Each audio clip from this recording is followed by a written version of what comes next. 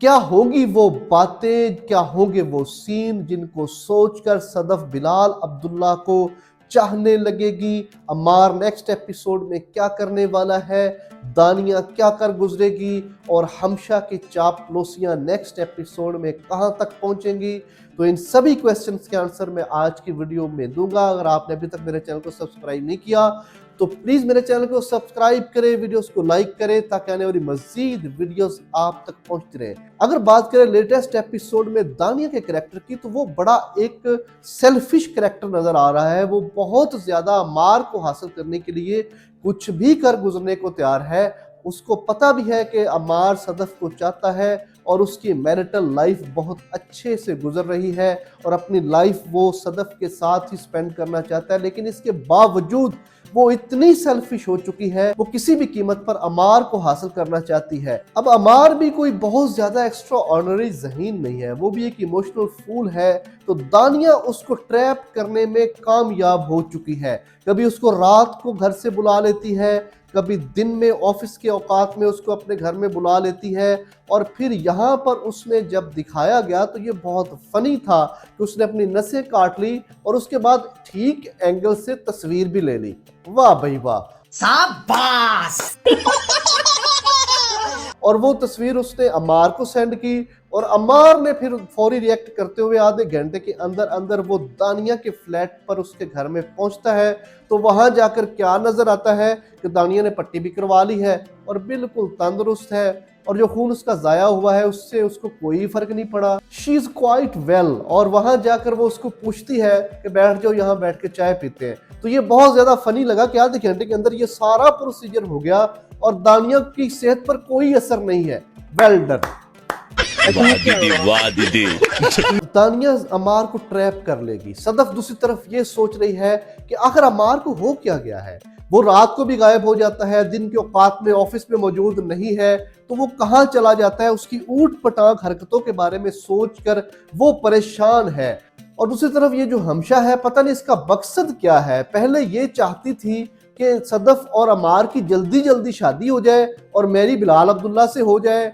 अब जब ये दोनों आपस में सेटल हो चुके हैं, अमार और सदफ, अब ये चाहती है कि किसी तरीके से दोनों आपस में सेपरेट हो जाए और लड़ते रहे। यानी उसका काम ही यही है। जैसे वो ये कहते हैं ना कि औरत ही औरत के घर को खराब करती है, तो बिल्कुल ये बात इस ड्रामे में साबित हो चुकी है कि यहाँ पर जो हमशा है वो अपनी फ्रेंड के घर को खराब कर रही है, उसकी लाइफ को खराब कर रही है। पहले उसने बिलाल अब्दुल्ला के खिलाफ इसको किया और उससे शादी नहीं होने दी। अब जब सदफ अपनी मैरिटल लाइफ में खुश है तो उसको खुश भी नहीं देखना चाहती। ये हमशा आखिर करना क्या चाहती है, इसकी किसी को समझ नहीं आ रही, जिसके चलते ये सदफ को बार बार भड़काती है कि हम जाकर दानिया के घर में देखते हैं कि अमार वहां मौजूद ना हो। वो हो सकता है कि वो रंगरलियां मना रहे हो, वो कुछ गलत कर रहे हो। और ऊपर से सदफ देख ले, वो भी एक फूल है। वो ये कह रही है कि कल रात उसने पी थी, उसके मुंह से स्मेल आ रही थी। वो इतना ज्यादा टेंस हो जाती है, परेशान हो जाती है कि आखिर अमार की हरकतें ऐसी क्यों हो गई है। दूसरी तरफ बिलाल अब्दुल्ला जो हमारे फाइनली इस एपिसोड में हमें नजर आएंगे, जो कि एक अच्छी बात है, उनको पहले ही नजर आ जाना चाहिए था क्योंकि वो लीडिंग कास्ट है। तो बहुत सारे लोग बिलाल अब्दुल्ला की वजह से ही इस ड्रामे को देख रहे हैं। तो मेरा ख्याल है कि इनको हर एपिसोड में नजर आना चाहिए। तो वो सिंगापुर से वापस आ जाएगा बिलाल अब्दुल्ला और आते साथ ही वो ये डिसाइड करेगा कि हम लाहौर और कराची में 2 7 स्टार्स होटल बनाना शुरू करेंगे। एक दोनों साइट्स पर मुझे अपने जीएम्स की जरूरत है।